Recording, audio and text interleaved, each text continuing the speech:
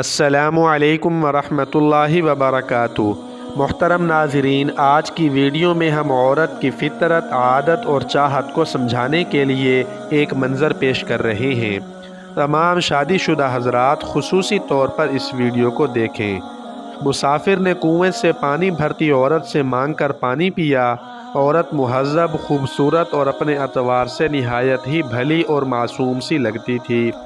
آدمی نے پانی پی کر پوچھا، تم نے کبھی عورتوں کی مکاری کے بارے میں تو نہیں سنا ہوگا؟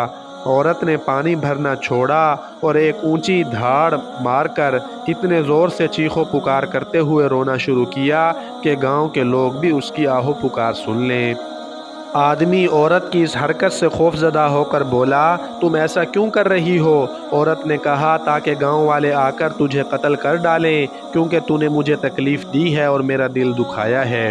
آدمی گھبراتے ہوئے بولا، میری بات سنو، میں ایک مسکین اور اپنے کام سے کام رکھنے والا مسافر ہوں، میں بھلا تمہیں کیوں تکلیف پہنچاؤں گا؟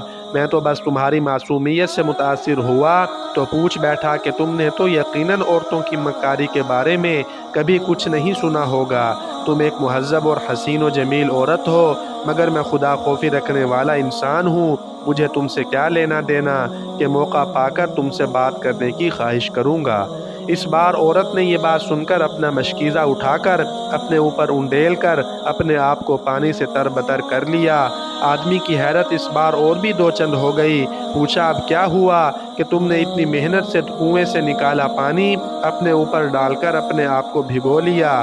ابھی یہ بات ہو ہی رہی تھی کہ گاؤں والے لوگ کنویں تک پہنچ گئے اور عورت سے اس کے چیخنے کی وجہ پوچھی تو عورت نے ان لوگوں کو بتایا کہ میں کنویں میں گر گئی تھی، اور آج اگر یہ مسافر یہاں نہ ہوتا اور مجھے باہر نہ کھینچتا تو میں مر ہی گئی تھی۔